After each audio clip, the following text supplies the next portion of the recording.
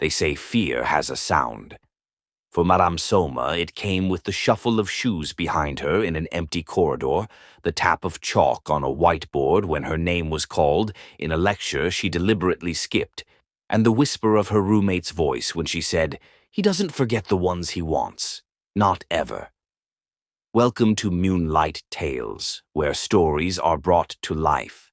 At 22, Soma Ikenna had never kissed a boy, not because she couldn't, her beauty turned heads like sunflower to the sun, but because she liked her peace. Her life was clean, quiet. She went to lectures, came home, minded her business. But now her business had become someone else's obsession. It started with a stare, burning, calculated, from the front of the class. At first, Soma thought it was her imagination. Dr. Dominic's eyes lingered too long on her every time she stood up to answer a question. The stare wasn't admiration.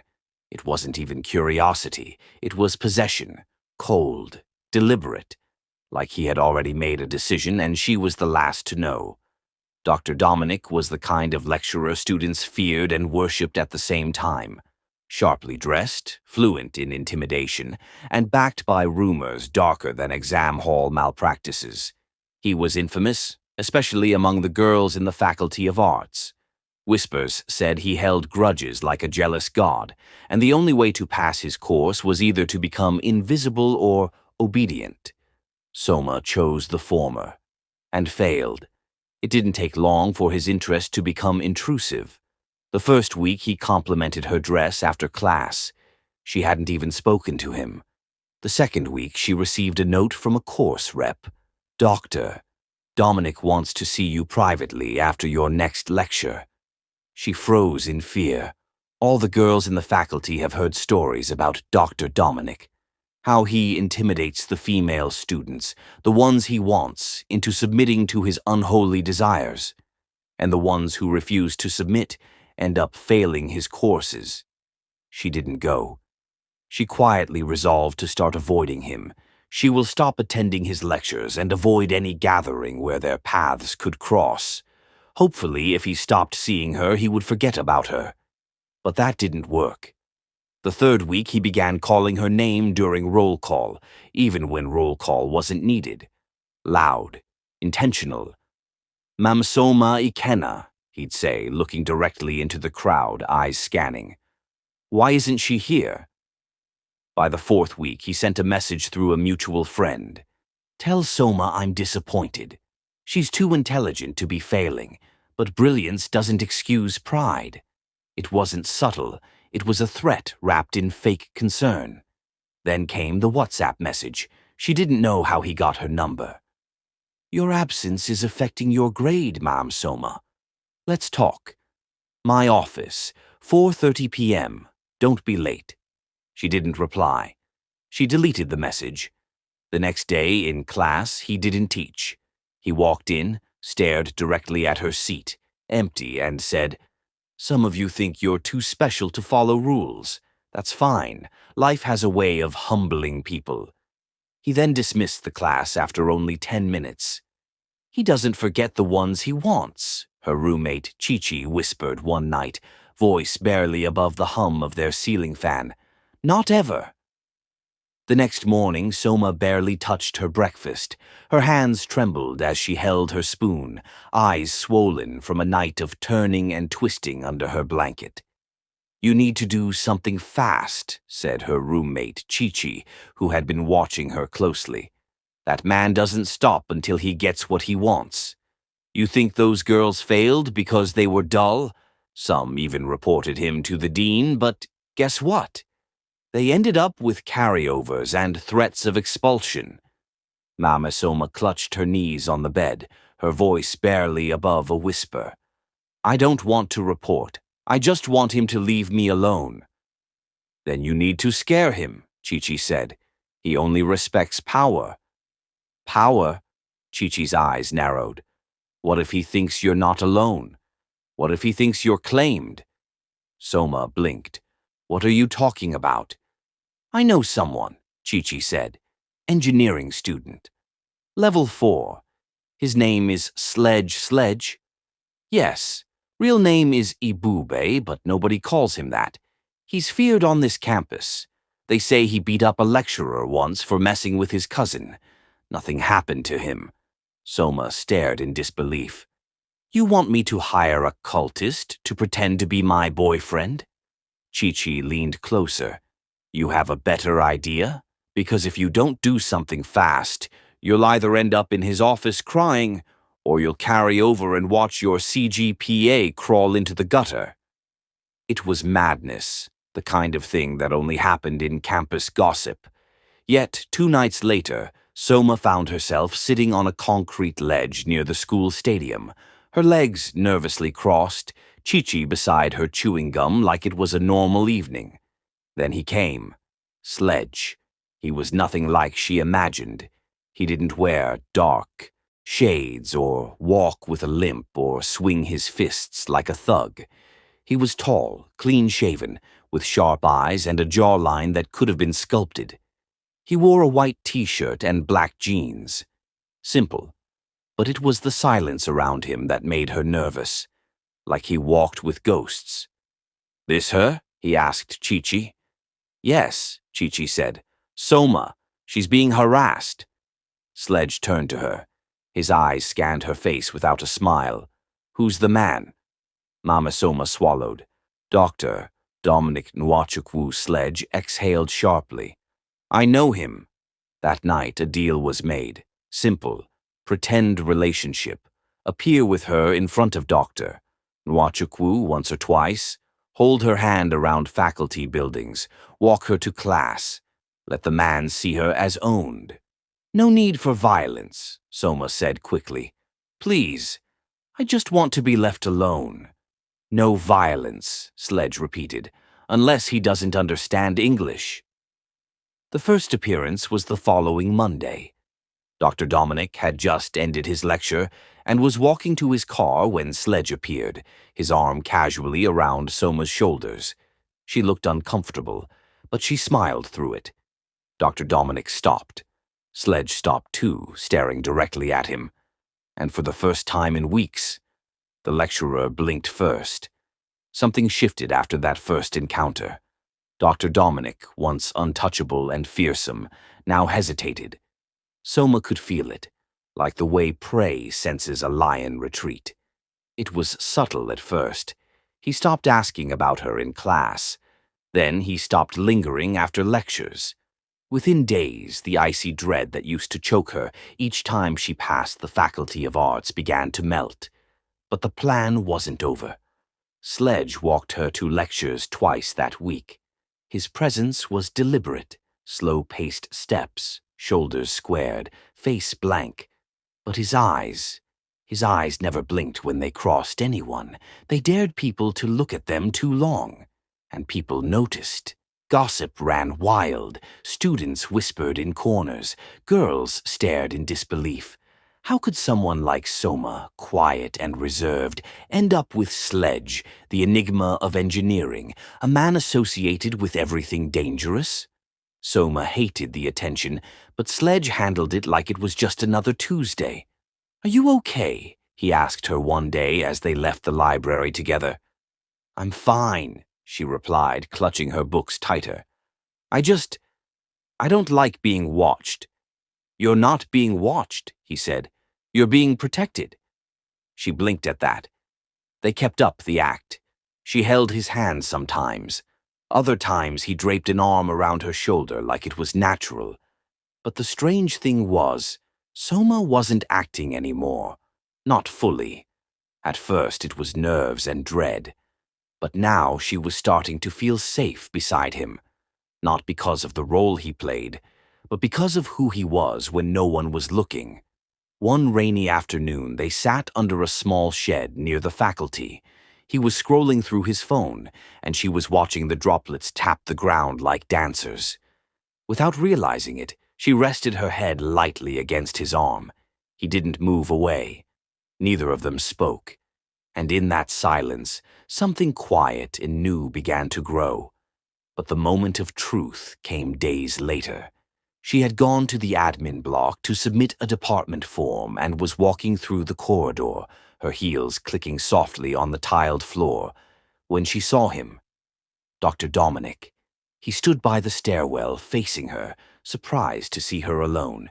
His eyes flickered briefly, scanning behind her. No Sledge. Soma froze for a second, but then kept walking. Head high, steps firm.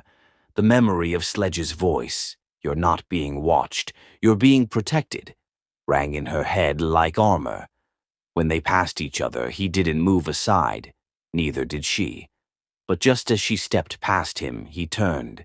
"Why didn't you tell me," he began, voice lower than usual, "that you're his girlfriend? That, he stammered.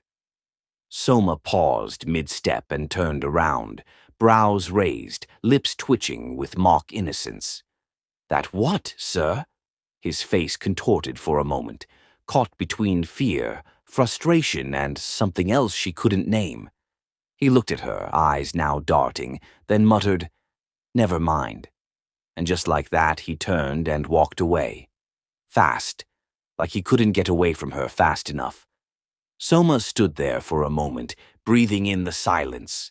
Her heartbeat wasn't racing anymore. Instead, she felt it, power, not loud or violent, quiet and satisfying. She turned and continued her walk. That was the last time, Doctor. Dominic ever looked her in the eye. From that day forward, he avoided her completely. In class, he no longer called roll. During lectures, he wouldn't glance in her direction. One time, she even stood in front of him at the faculty printer. He turned and walked away before the machine finished printing. It was over. But the strange thing was, the more relief she felt, the more confused her emotions became. Because Sledge didn't just fade from her life when the mission was complete. He kept coming. He brought her meat pie from the engineering canteen one evening, said it reminded him of his mother's recipe. The meat pie was still warm in the brown paper wrap when he handed it to her. They sat under the large mango tree behind the Faculty of Arts, far from noise, far from stares, and strangely, far from fear. The air smelled of rain-soaked soil and roasted corn drifting from a nearby vendor. For the first time in weeks, Soma felt light. She bit into the meat pie and smiled. "Thank you so much, Sledge. You've really been a savior. I didn't think this strategy would work, but it did." Sledge, leaning back on his elbows, looked at her with a mild smirk. "Doctor, Dominic has been a terror to all the female students in my faculty," she continued, her voice low. "Once he marks you, it's over. No one dares say no. But now he avoids me like I'm a ghost." Sledge's smile widened, but there was something unreadable in his eyes. "There are limits in everything," he said quietly. "Those who don't understand it get burned." Soma paused, her gaze settling on him. There it was again. That duality. He spoke like someone who had seen darkness but learned to walk through it without letting it eat him. He wasn't what she expected. No gold chains, no aggressive slang, no bragging about street fights. She had expected a crude, violent thug. What she found was someone calculated, calm, and strangely kind. She studied his face for a moment, then looked away and smiled to herself. "You know," she said softly, "we never really got to discuss your payment for acting like my boyfriend. Now that it's all over, what's my bill?" Sledge glanced at her and laughed gently. Your bill?" He leaned forward, elbows on his knees. "Okay, first of all, you can stop calling me Sledge. That's not my real name." "Oh?" She raised an eyebrow. "So what's your real name?" "Eboob," he said. "Only my family and childhood friends call me that." "Eboob," she repeated softly, testing it on her tongue. It felt warm and honest. "As for the bill," he continued, "I've been acting as your boyfriend for weeks, yeah?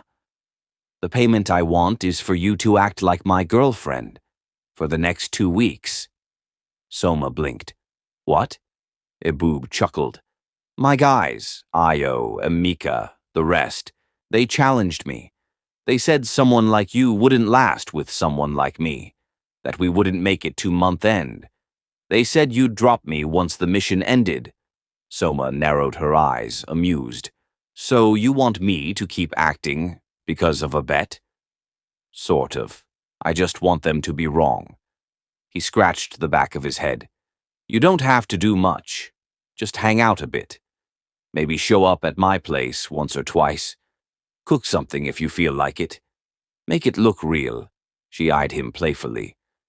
And in return? I'll be a gentleman, he said, hand over his heart like he was taking an oath. They both laughed, but Soma's smile lingered longer than she expected. There was something about this boy, no, this man, that made her feel seen in a way no one else had. He wasn't asking for anything intimate. He wasn't trying to corner her or manipulate her. He had simply stepped into her storm when no one else could, and now he was asking for something she could actually give. Okay, she said. No problem. I'll pretend to be your girlfriend till month end, but you have to promise me one thing. Shoot. Keep being a gentleman. Eboob grinned. Deal. The first time she visited his apartment, she came with a basket of foodstuff. Amarachi helped her pack it. Eggs, fresh tomatoes, palm oil, even a small pack of seasoning cubes. Go and cook for your man, her roommate teased, throwing a wink. Not my man, Soma muttered under her breath, but even as she said it, she couldn't deny the flutter in her chest. Eboob lived in a neat two-room self-contained not far from the engineering department. His room was clean, with books stacked by the wall and a single speaker humming soft Afro beats in the background. No loud posters, no empty beer bottles. It wasn't what she expected. Again. She made jollof rice while he watched from the doorframe, arms crossed, occasionally throwing in a sarcastic cooking tip just to make her laugh. So you're telling me you can quote Shakespeare, but you can't measure salt? He teased. I cook with my heart, she fired back, eyes twinkling. They ate together on the floor, no table, just an old mat and bottled water. I don't remember the last time someone cooked for me, Eboob said quietly after a while. Not since my sister left for Canada. She looked at him. You're close to her. She raised me, mostly, after Mum died. There was a long pause. Soma nodded slowly. I'm sorry, he shrugged. It's fine. It made me tougher. Later that evening, as she washed the dishes, she noticed him sitting by the window, staring out into nothing. The boy everyone feared looked lonely. When she picked up her bag to leave, he stood and walked her to the door. Thank you, he said, for today. No, she said, thank you, for everything. He smiled at her, and for the first time Soma's heart stuttered. She walked away that night knowing something had shifted. The bet had become blurry. The pretending was starting to feel a little too real. And though she told herself it was just gratitude, she couldn't stop replaying his smile in her mind.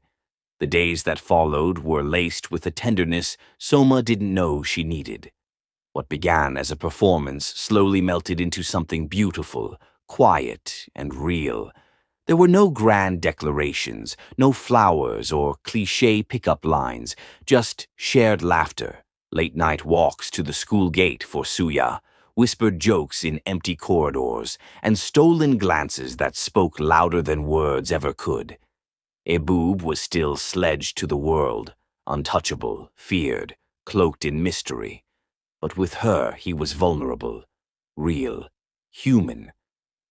One evening they sat outside his apartment, legs stretched out on the steps, the sky painted in hues of indigo and fire orange. The air was still except for the rustling of dry leaves and the occasional hum of passing bikes. Soma leaned on his shoulder, eyes half closed, her heart full and quiet. I need to tell you something, Eboob said suddenly. She turned to look at him.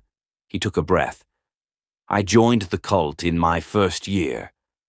The words didn't surprise her, but the way he said it did. It was heavy, raw. I was 17, he continued, staring at the darkness ahead, fresh from Abba. My father was a drunk. My mum died giving birth to my younger brother. We lived with my uncle before I got admission here. I came to this campus with nothing but a borrowed mattress and a bag of gari. Soma listened, silent. I didn't join for power. Not at first. I joined because I was tired of watching people like me get slapped around, chased out of queues, stepped on like we didn't matter. I wanted to protect people. To matter. He paused. But the system, it changes you. You start out with good intentions, and before you know it, you're someone else. I've seen blood. I've seen pain. And I've caused fear. Sometimes I hate who I became, but somehow I survived. His voice trembled slightly on that last word. I left the inner circle last year. I still have my respect. Nobody touches me, but I've been trying to walk a different path since. Soma reached for his hand. You don't have to justify yourself to me. I want to, he said, turning to her. Because when we started this, I thought it was just going to be a game. You know, pretend a little, teach that evil man a lesson, win my bet, and bounce. She smiled faintly. Yeah, I remember. But then you cooked for me, sat with me. You listened. You never judged me. You saw me. E-boob, not sledge. The first time someone's done that in a long time. He turned to her fully now, eyes deep and sincere. I didn't plan to fall for you, Soma. But I did. Somewhere between those fake handholds and those silent dinners, I stopped pretending. Everything about you feels like peace, and God knows I need peace. Her heart thundered in her chest. I don't want to act anymore, he whispered. I want to be your real boyfriend. No bets, no pretending. Just me and you. For real. Soma's eyes welled up. She had rehearsed this moment in her head too many times to count, but nothing prepared her for how soft and honest his voice would sound when it finally came. She touched his cheek gently. Eboob, when Chi-Chi first mentioned you, I was scared. I thought you were some arrogant street boy, a thug with nothing but fists and rage. He chuckled. But you've proven me wrong every single day. You stood up for me when no one else could. You didn't try to take advantage. You didn't ask for more than I could give. And now, I feel safe with you. Not just physically, emotionally too. She paused, smiling as a tear slid down her cheek. So yes, I'll be your girlfriend, for real. Eboob's chest rose and fell like a man holding back emotion. Then he pulled her gently into his arms, wrapping her in the kind of embrace that made the rest of the world blur away. For a moment it was just them, two broken souls finding healing in each other. One afternoon, Chi-Chi barged into the room, phone in hand, face pale. Soma! She jumped. What happened? It's on Twitter. That lecturer, Dr. Dominic, he's been suspended. What? Someone leaked anonymous testimonies and screenshots, messages. It's everywhere. They even named other girls he has harassed. Soma's heart raced. I didn't post anything. I know, Chi-Chi said, eyes wide. But someone did. And now the VC is forced to set up a panel. The man is finished. Later that day, when she told Eboob, he just smiled. Did you? She started. He raised a brow. Do you really want to know? She stared at him, mouth open, then shook her head and laughed. No, I don't. They both laughed. Justice had found its way, not through chaos, but through courage, through love, through quiet rebellion. Sometimes the most powerful weapons aren't fists or fear. They're truth, strategy, and love. And Mmesoma, she didn't just survive, she won. With a man no one dared to understand, and a love no one saw coming. we have come to the end of this story. Please remember to like, comment, and subscribe.